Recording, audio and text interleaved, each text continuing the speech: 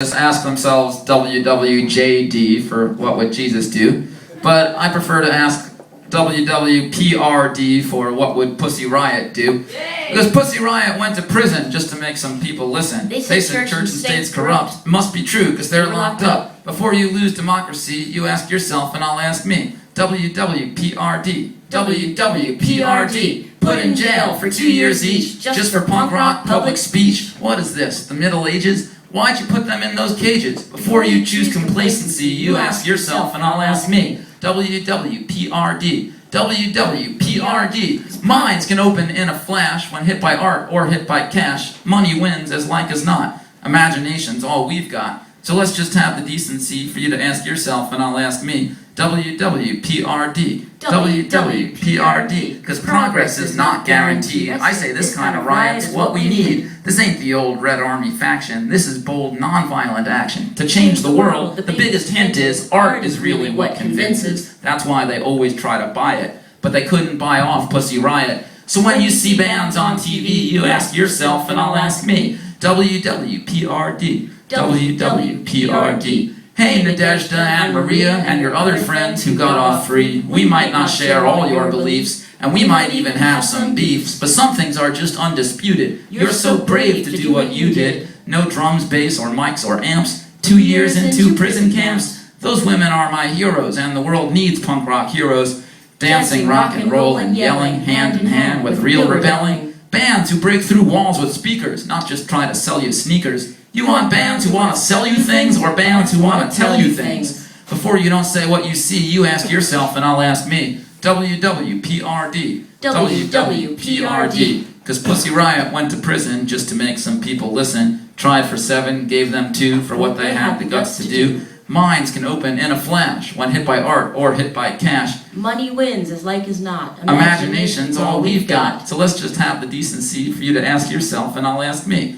WWPRD. WWPRD. Because isn't culture all we know to fight against the status quo? So what's the scoop back in the States where culture just collaborates? When I see Beck sell cars and I see Best Coast selling booze, all this so-called counterculture offers no better world for us to choose. A better world to live in, not the same one that we're given. Better speeches, better sparks, not just all leeches and sharks. Heart inspires, art inspires. Pussy Riot shows me why. Because inspiration's still the one resource the 1% can't buy. So listen, people, artists, bands, before you get close with those brands. Before you think it's cool to go record free at Converse Studio. Before South by Southwest showcases with free Ray-Bans on your faces. Before you think doing a TV ad is the best exposure your band had. Just think how much strength you lend them every slight way you befriend them. You're the power. You're the biz. The world is what you say it is. The art you make, the things you say. Define what is or ain't okay. Not shoes or sodas. You're the star. You define what values are.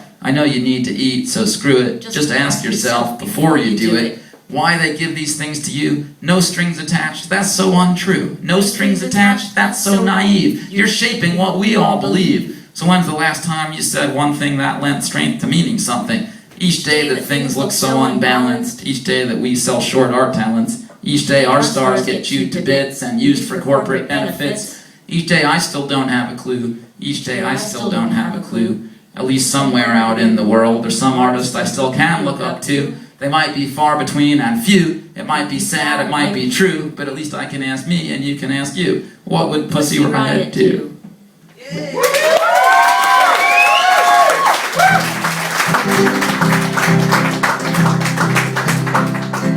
It would sure be nice to be at my own funeral to see who made it. People should have funerals while they all can still appreciate it. Keep it normal, nothing formal. Why should someone have to put a suit on? So please throw me a funeral one day a year. I'll lie here on the futon. And I hope you can make it on Friday. And I know it's short notice. And I know I always do this, but you're invited my birthday party. 'Cause ain't no one gonna throw it for me. Why should I expect things just to happen? That's what any holiday's about. It's blank, you just get out what you put back in. If you don't decorate the scene on May Day or on Halloween, there's nothing. So let's pretend and fake and make it up. That's the only way we might end up with something. So I heard you can make it on Friday, and I know it's short notice, and I know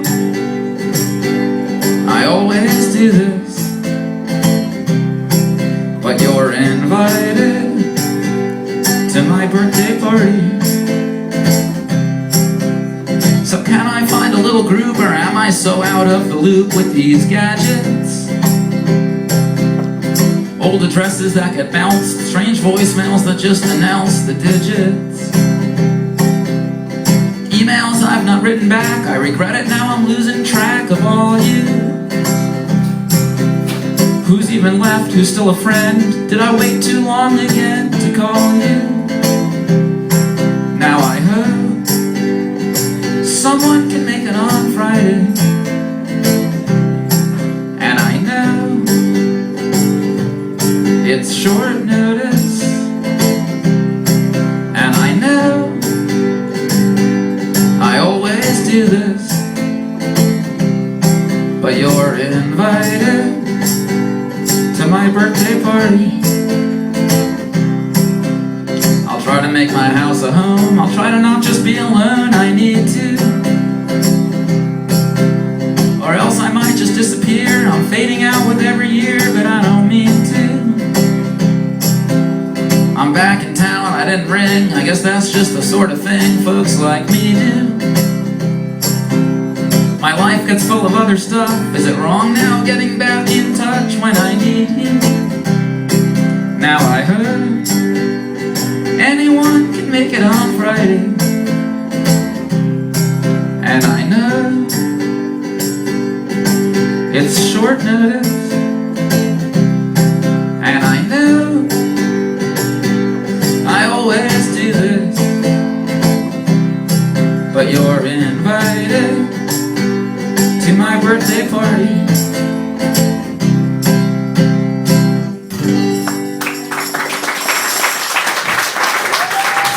Club night starting next door.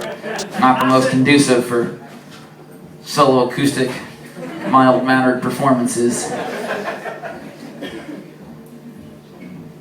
Wonder if I could do something that matches that.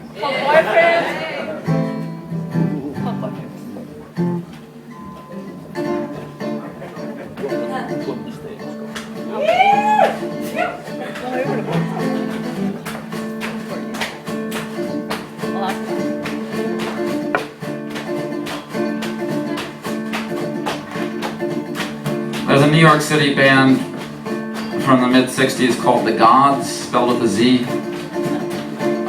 This is a Gods song. Permanent green light. Permanent green light. Permanent green light means you can go on forever. Permanent green light means you can go on forever. On and on, on and on, on and on, on and on, on and on, on and on, on and on, on and on. Permanent green light means you can go on forever.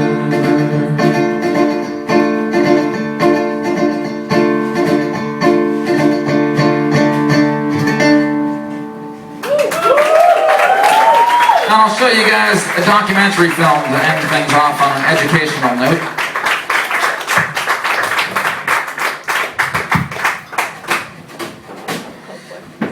This one is the latest chapter in my ongoing history of communism. I have 8 chapters now, but I'm doing them out of order. So this is Complete History of Communism, Chapter 6, The Story of Vietnam. East of Thailand, south of China, is the country called Vietnam. They fought for centuries to free themselves from the Chinese. They wanted independence for so long.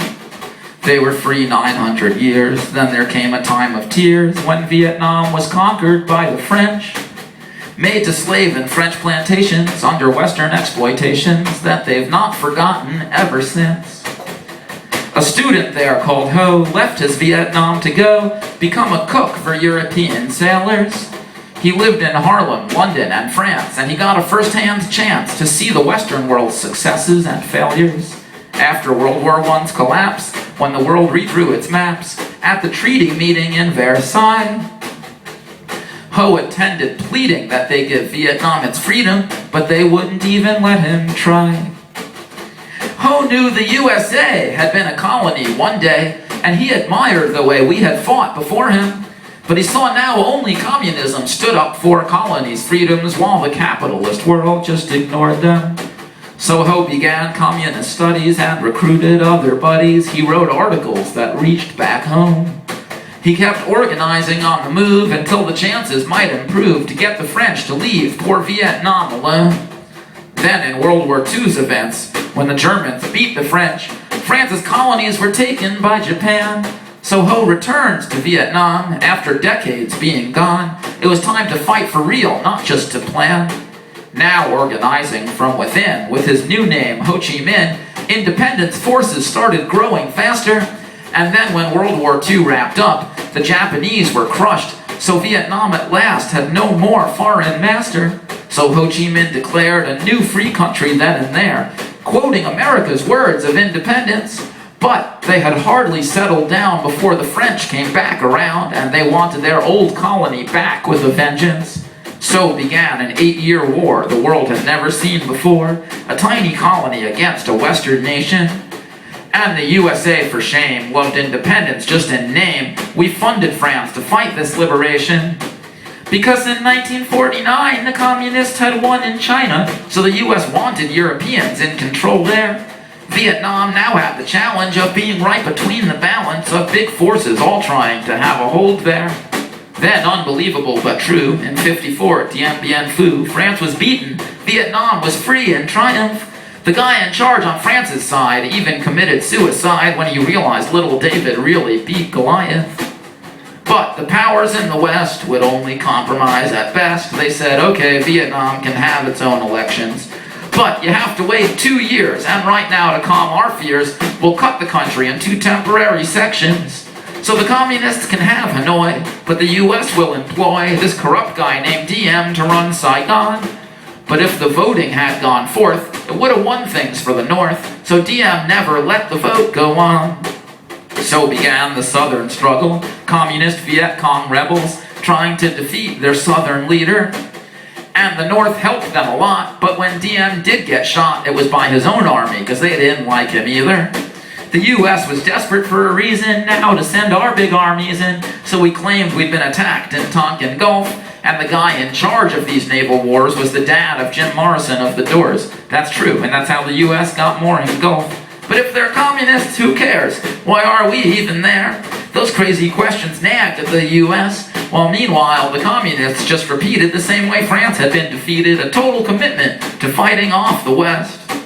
So when Ho Chi Minh was dying at the age of 79, he knew US involvement soon would break.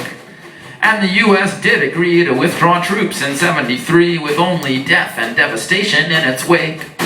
So had Ho fought to free his land or just for some communist agenda? Either way, the South was beat, the land united. And communistic land reform kept upheavals going on with landlords killed and properties redivided. But by 1986, the policies began to switch to incorporate more Western economics. So now, like China, it's a mix of East and Western politics with a violent weight of history upon it. And that brings us up to Chapter 7, the Cuban Missile Crisis, but maybe next time. Thank you guys so much. Really appreciate it.